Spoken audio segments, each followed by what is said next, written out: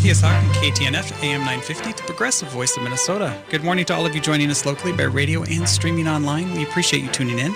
Today is Sunday, Whoa, I needed to update that. Today is Sunday, June 17th, 2018. I'm Maddie Love, and I'm really happy to be joined in studio today by Hertzie Hertz, Julie Love, and our special guest, David Gamut. David is a mentalist, humanist, professional speaker, and a member of Minnesota Atheists, which of course means that since he's local, he must be good people. This is an open conversation. We welcome and encourage listener interaction with your phone calls to 952-946-6205. Your emails to radio@mnatheists.org. Tweet us at Atheist Talk or send us a message over at facebook.com/Atheist Talk.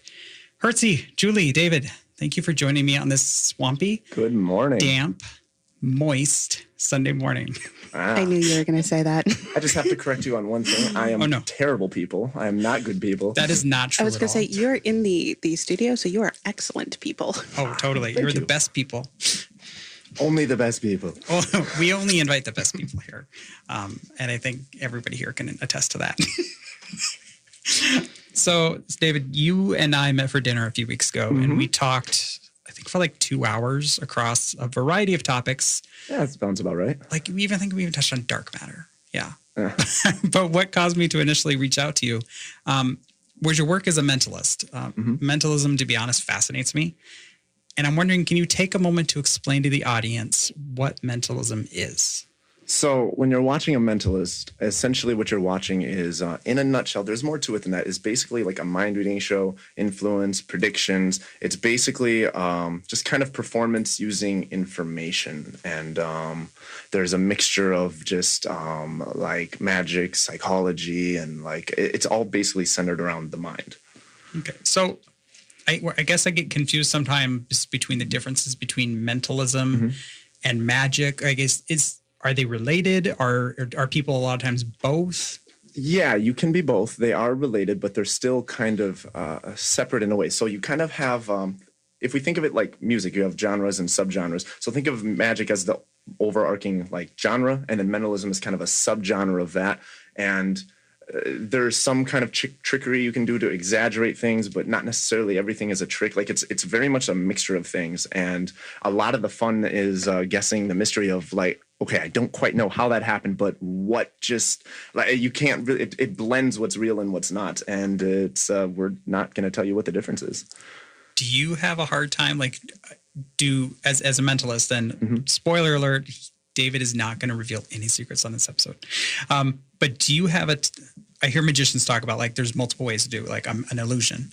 So as a mentalist, if you go to a mentalism show or you watch another mentalist, do you find yourself being not suckered isn't the right word, but do you find it's able to work on you as well? Yeah, it's a lot of fun. When I watch other performers, I don't watch just to kind of like figure out whatever. I want to enjoy the show, especially the first time that I'm seeing it. And, everybody kind of has their own secrets and stuff. But, just from having background knowledge, there are certain things that you can pick up on. But, I mean, it's still like an amazing show. I was going to say, follow-up question. Have you ever watched someone and been like, no. You got to do it this way. oh, gotta do it this way. I not even got to, but like, okay, you did this, but you gotta do a little bit more of that. Yeah, I will give advice and feedback, but I don't take it as like my way is the right way by any means. I found that this has worked for me, and that it might be worth exploring it this way, or maybe tweak it, and maybe even doing it, you might stumble on something completely new that neither of us knew. I totally just blanked on what I was going to ask you. Julie, you were talking to me about something beforehand, though. Yeah, so I think a lot of people are familiar with the show The Mentalist, and I'm just really curious to know, was that really real, or does that work? Well, I believe the show was scripted. Okay, thanks. I'm shocked. That's spoilers. I know. I'm sorry. Yeah, sorry to ruin that. I knew I'd get a spoiler out of him. But actually. So when I heard that there was going to be a show called The Mentalist, I was actually appalled at first because so many people are not familiar with the term. Most people go their entire lives without ever, not just not meeting someone, but never even hearing that term. And so I thought that it was just going to kind of Hollywood it and make it just really not what it is. Well, I ended up watching the show and I ended up just falling in love with the show. It was really, really good. And I love that they, like, for the most part, like 90% of it, they presented it really, really accurately. And, but at the same time, without explaining the mystery, which is good because I don't want them like telling, like some of this stuff you can like start your own cults with. Like, I don't want like your average watcher learning that. But no, it was a great show. And so I kind of dug in a bit because I was curious as to how they were able to portray it like that. And it turns out they had a mentalist consulting on the show. And I was like, that explains it. But yeah, no, it was actually it was a great show. I loved it. I wish there was more seasons. Hashtag Joseph Smith was a mentalist. We're totally going to come to say that's a fact. No, that is an opinion. Alternative fact. Fake news. I first came across mentalism as part of the skeptic movement. Mm-hmm. And I feel like mentalism was a good way for me to understand listening to mentalists talk and then listening to magicians talk too. To teach me that my brain doesn't work necessarily the way I think my brain works.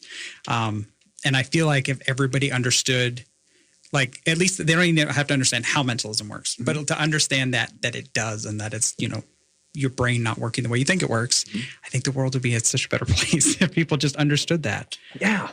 No, that's actually one of the main reasons why I do what I do. I try to bridge that gap. Because so many people are just talking past each other, and I want to help. I can't think of the right word, but further human connection and understanding. Because when you understand each other, the world becomes a better place. So I try to bridge that gap, make people understand each other more, come in from a point of empathy. Like it's amazing, and if we had more of that, it would definitely be. We wouldn't be in the situation we're in today. That's so true. You had mentioned you didn't want everybody to know how to do some of these things because there'd be a lot of people could start their own cults. Yeah. Do you run into other mentalists who are basically furthering the idea to the audience? Like they want the audience to think that they have, because there's some famous ones that I think a lot of people have heard of, like Uri Geller or whatever, that will claim they have powers. But I'm sure there's lesser known ones. But like, is that a thing that you run into a lot, or?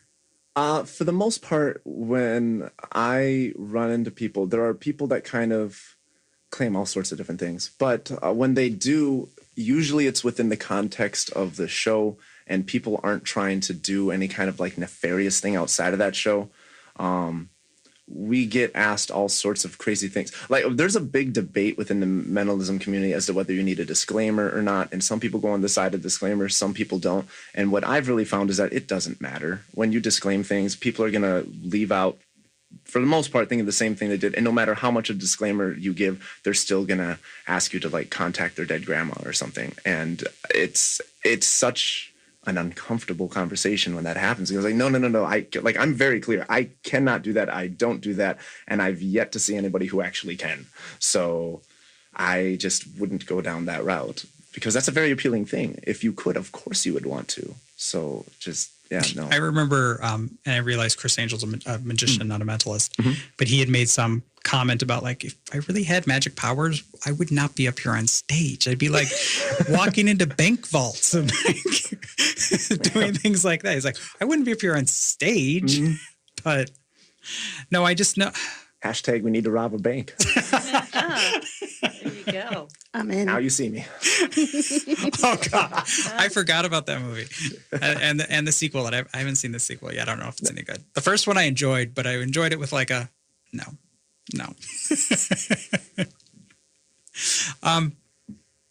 So psychics are just mentalists who are preying on people? What? No. Is that the feeling? That is I'm not what I was. getting Is that what I was? Is that how it came off? That's not what I meant. No. I know that was a poorly worded question. I mean, because not necessarily preying on people, but is it the same skill?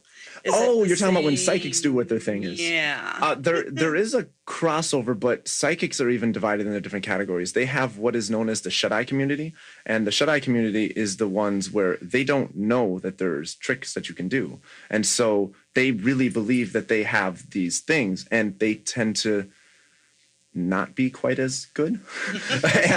But, I mean, it really depends. If you fall into empathy with someone, you'd be shocked how much you can figure out about a person and really feed back to them. But when it comes to certain specifics, they're just unaware of certain things.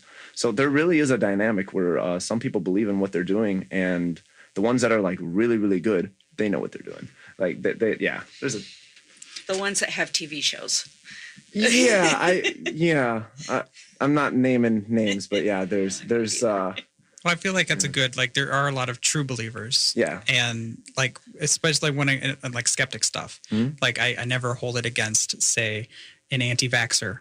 If a mother or whatever, or a father who's they like think trying, they're helping. right, they're doing that. It's not their fault that they just truly believe. It's the people that are, knowingly promoting. Yeah, it's stuff. if they really believe that vaccines were harmful, how much would you have to hate the person to not bring it up? Right. You know what I mean? Right. So it's trying to bridge that gap and understand their worldview. Now, obviously, vaccines are helpful, but I'm not defending that idea. No, I get that. Yeah. Yeah. Well, it's the same argument like when I was in the church. Like they would tell us, like, you should tell people about Jesus if you truly love them because you want to save them from going to hell. So it's like, and I'm always willing to have that conversation. I find that quite entertaining. I fully admit I would probably be having the vaccine conversation, especially if it was like my sister and the nibbling, because it's not just her life that's at risk. Then it's also the nibblings and right. But if you had thought the vaccines were harmful, then you would be sharing that because you care about the nibbling. I would be sharing that. Okay, I think I see where you guys were going. Yeah.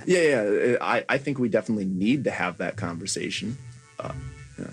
Well, we're going to go into a break here. When we come back, I wanted to ask you if you had a favorite trick or part of your performance, obviously without spoiling anything, because I don't want anybody to get the wrong idea. All right, so please stay with us through this short break while David guesses the bank account numbers in my head. You're listening to Atheist Talk on AM 950, KTNF, the progressive voice of Minnesota.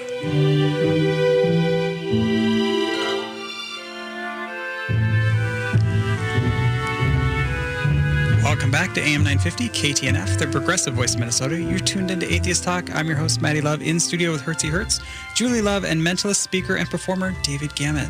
Before we get back to the show, I want to remind everyone listening live that immediately following this program, you can listen to American Atheist Viewpoint, an official production from American Atheists.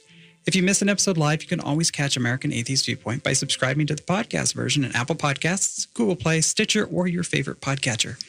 If you are listening live and have a question for David, you can reach us in studio at 952-946-6205.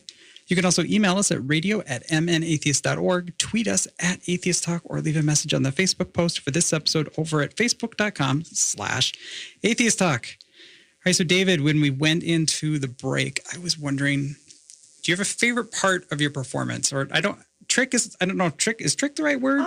I usually say effect. Effect? Yeah. So do you have a favorite effect? And obviously, like I said, we're not looking, I don't even want you to spoil it because I don't want to. I like going in and being amazed. Like, I know that isn't like, I know you don't have powers, but oh my gosh, it feels like you have powers. Yes. I love that feeling. Yes. So I think, so there's kind of a staple of my show that I do in every single show just because I love it so much.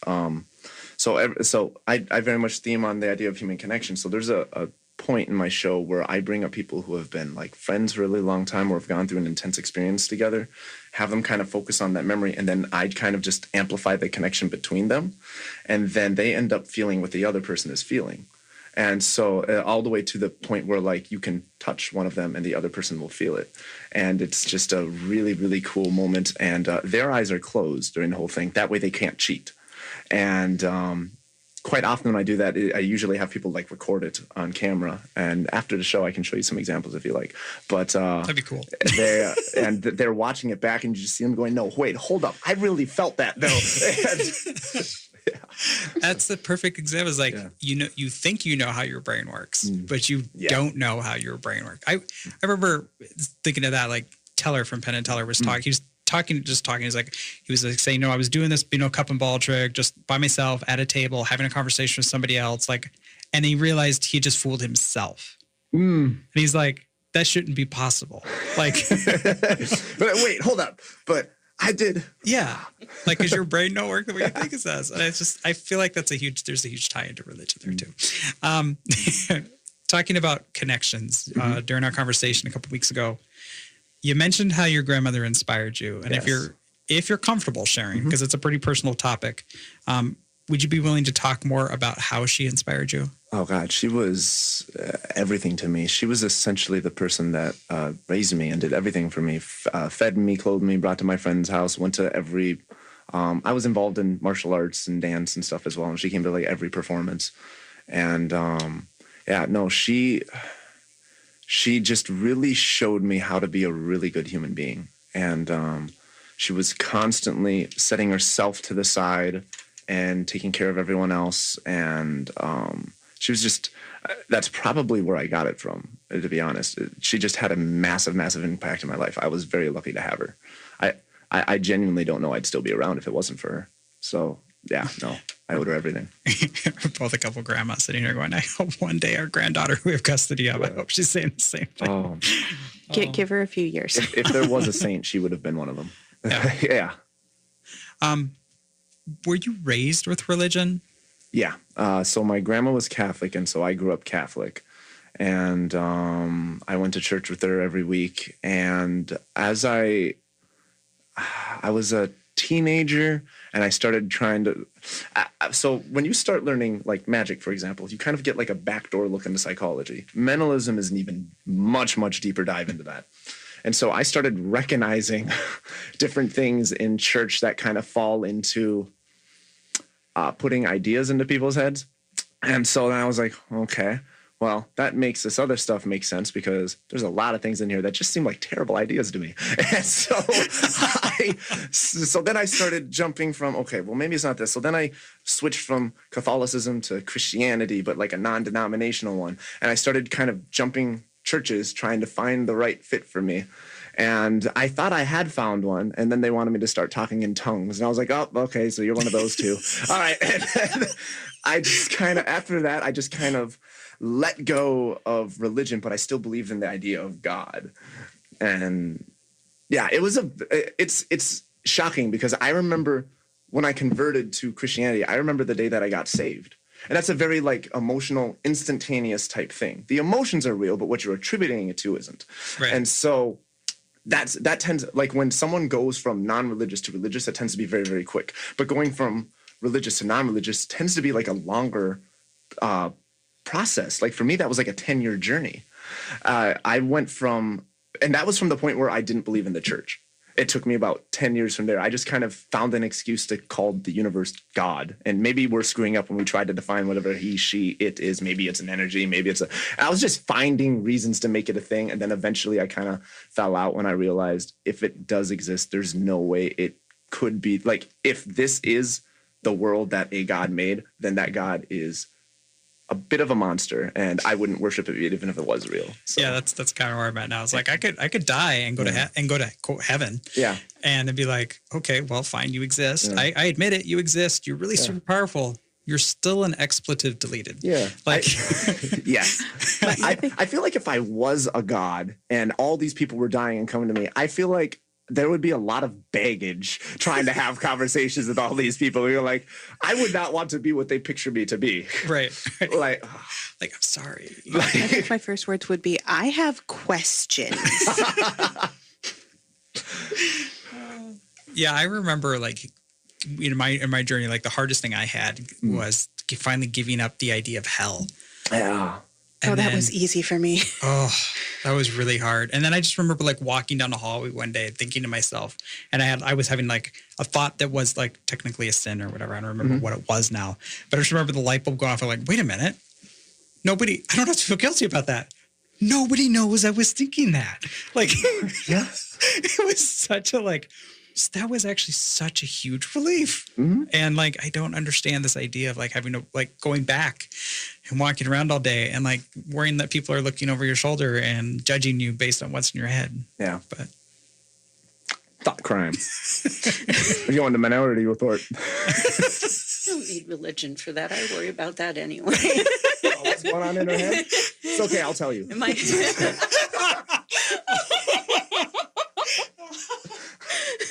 Off air. Oh my. oh gosh. We need a George Takei button. Sam, can you make that happen? Can we get a George Takei button? Sam is our super awesome sound engineer, producer guy, and he's going to work on getting us a George Takei button by the end of next year's episode. Next year's episode. It's a slow worker. Trump wouldn't pay him. I thought it was interesting how you talked about you moved from Catholicism to Christianity, and I feel like there's probably a few listeners in our audience who are like, actually, that's what Christianity is really an umbrella term that was kind of politicized to get more people into one group. Right. But at the same time, like when the Fundy church I was going to, we would have totally agreed with you. They were Catholics, but they weren't going to heaven. Right. Yeah. Everybody thinks they're the only ones. Yeah, pretty much. All right. When we come back, we'll talk more about your speaking. Sounds good. We'll return to our discussion right after this brief commercial break. I'm Maddie here with Hertzie, Julie, and David. You're listening to Atheist Talk on KTNF, AM 950, the progressive voice of Minnesota.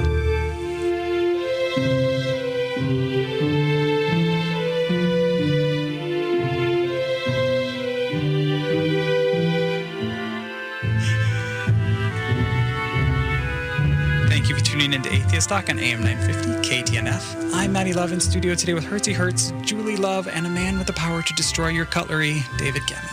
Before we continue with our conversation, which will be our final segment with David, Julie, and Hertzie, just a few messages. I say it every week, but it is truly important to me that we keep secular voices on the public airwaves and in podcast form.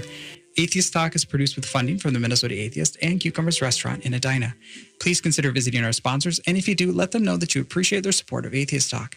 If you would like to advertise in this program and help keep us on the air, please contact us at radio@mnatheist.org. This program is put together by dedicated volunteers and generous donations of our listeners. Listeners like you keep Atheist Talk on the radio and in podcast form.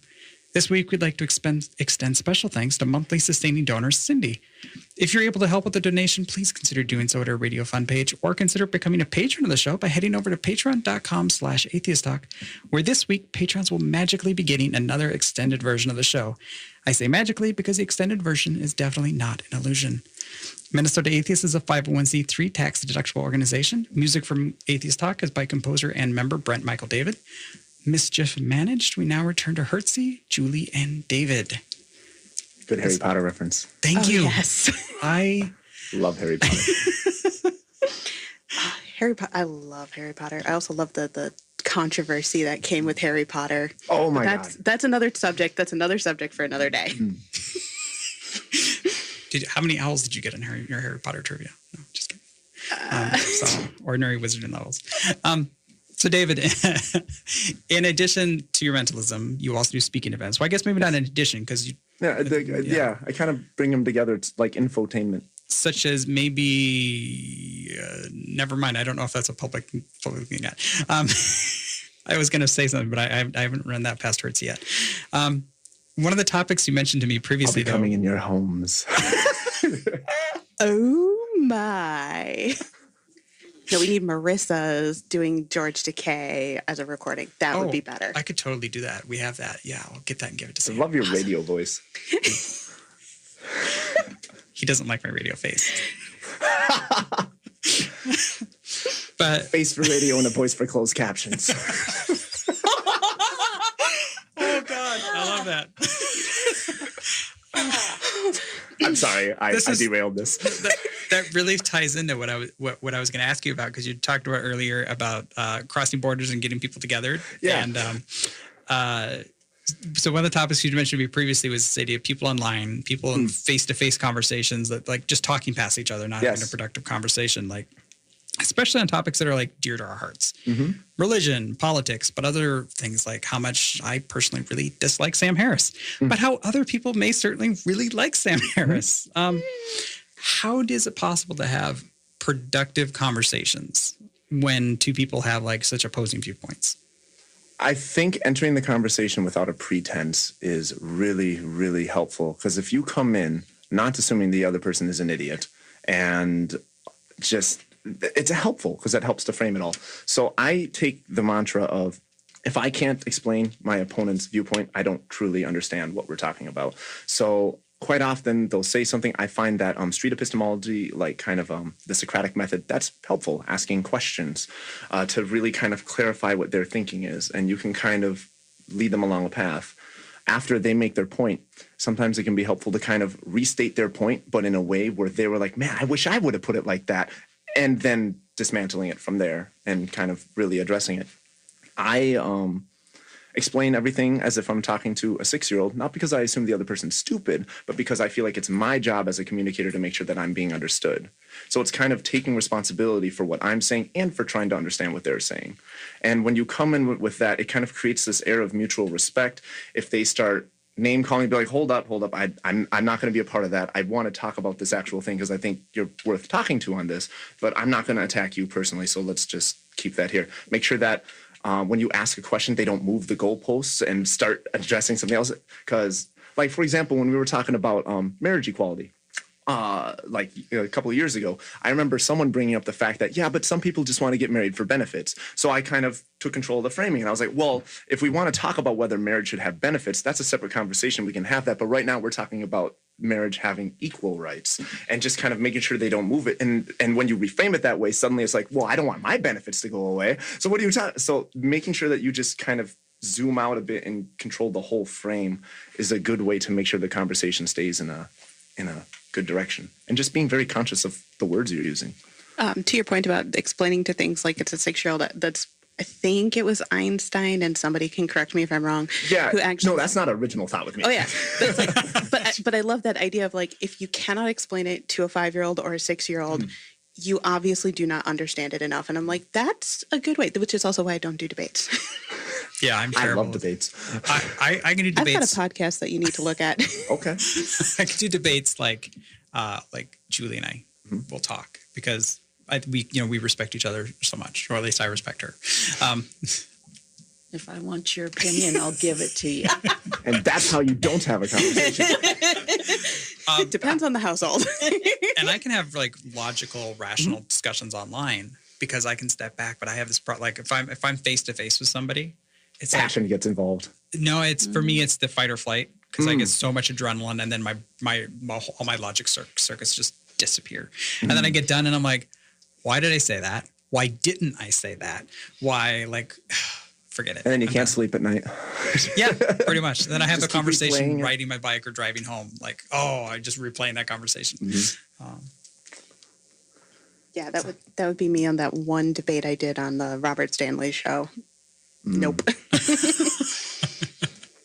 Well, and I feel like it might take a while for the world to adopt that kind of thinking as a whole when it comes to people with different ideas. Is there an approach I should take when walking into that conversation when I'm expecting to counter pushback? I think one principle to keep in mind is that every person, for the most part, every single person's greatest need is that of validation and feeling validated as a human being. And so kind of that type of empathy can really kind of get someone to do, because people aren't going to change their minds if you're just attacking them. They're just going to dig their heels into the ground further. They need to feel safe enough to know that they're allowed to change their minds without being ridiculed. And so if you can validate them and be like, you know what, I thought that too, but it turns out, but you could phrase it in a bunch of different ways. But like there was an issue that I went back and forth on quite a bit until I finally went to my current things. And all I did was I just kind of like, okay, so you're saying this is how it works.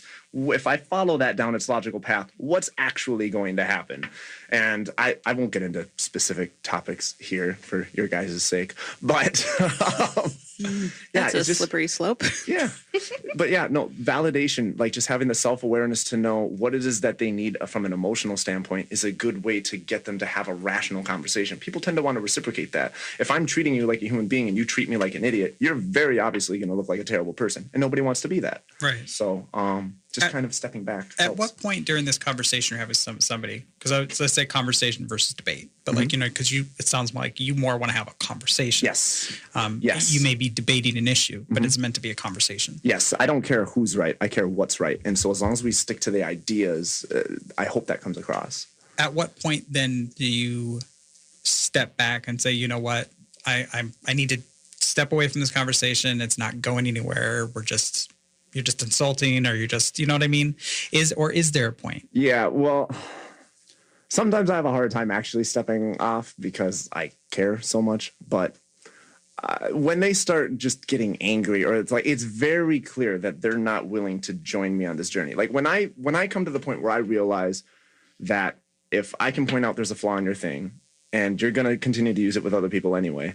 And when I find out that you're not willing to do this, you're getting angry, you're getting defensive. I'm not trying to attack you, but you still feel attacked, or you're attacking me back. At that point, I'm just like, this isn't even worth my time.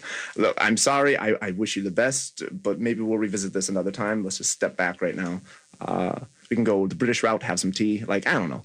But tea and crumpets. I prefer my biscuits. I'll have tea, biscuits, and gravy. And now I want to watch British Bake Off again. I'm good. I find myself on online conversations sometimes going past that point where I feel like I'm going to make any headway. It's hard to stop sometimes. Well, and I find sometimes I do it because I feel like, are there other people watching? Yes. Are there other people? Yes. Yes. Sorry, I did not mean to interrupt. No. That's why you're here. Is to talk.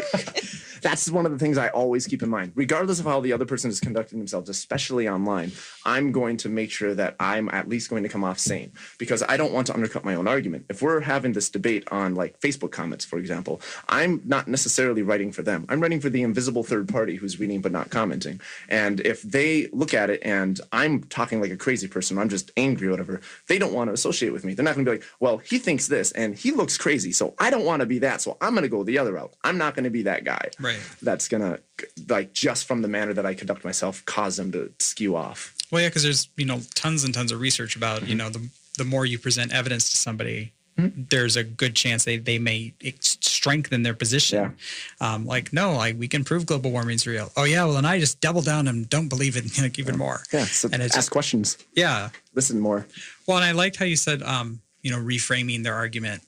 I'm assuming you don't mean like taking their argument, reframing it, and then building a straw man out of it. No.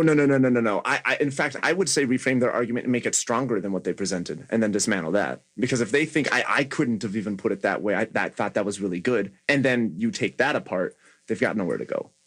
So a little bit of role play, I guess, then, just so I know, so we can put this into practice. Say I'm one of those. Who are we going to be? Well, I'm gonna be this unusual, weird, horrible social justice warrior type, who also happens to be an atheist and maybe a transgender person. So like everything a bigoted Christian cake baker hates. So using that as an example, how would you recommend I approach a conversation with a baker who refuses to bake me a delicious pineapple upside down cake for my birthday? Burn the bakery down. That's the first step. I like your logic. Atheist Talk in Minnesota. This does not promote the burning of bakeries. Technically, I should be saying that. I don't know that I would want a cake baked by someone who hates me. They might do something to the cake. I'm just thinking from my own safety. Well, just as you're thinking about, does your approach change if I want them to write "Hail Satan" on it? Just be like, well, I suppose I'd have to ask questions. I'd find out, okay, so what exactly is it specifically about this that you don't want to do? And I find that what questions are better than whys. Whys give you very fuzzy answers. If I ask you, why did you decide you want to be on the radio? Or if I say, what made you decide you want to be on the radio? You get tangible answers from one. So I would just ask them, like, what is it about this that you don't like? Why don't you want to do this? And just kind of listen to it, address that. And you kind of have to take it step by step. I can't bring up specific points if I don't know what the obstacles are. Right. So a lot of it really is just asking questions and trying to understand the other person. Well, I think it helps. And obviously, as you ask questions, you might find out that you're wrong. But I think, as you've mentioned, it helps to start from a point of being charitable in the argument. Mm-hmm. It may take only one question to go, okay, wait a minute. Patience. You don't get any more charity. But yeah. All right. Well, it looks like we're about out of time. Are you going to stick around to do some extra Patreon content? Yeah, let's do it. Awesome. All right. Well, thank you for tuning in to Atheist Talk. I'm proud to be on the air with Minnesota Atheists and hope you enjoyed the show. All opinions, ideas expressed in today's show are the opinions of the guests and hosts who do not necessarily represent the opinions and ideas of Minnesota Atheists. This show depends on the generous support of our members, sponsors, and donors. Please consider supporting the show through a donation link at mnatheist.org. This has been Atheist Talk, AM 950 KTNF, Progressive Voice Minnesota. Have a fantastic Sunday. Remember to always tip in cash as most bars ban a check.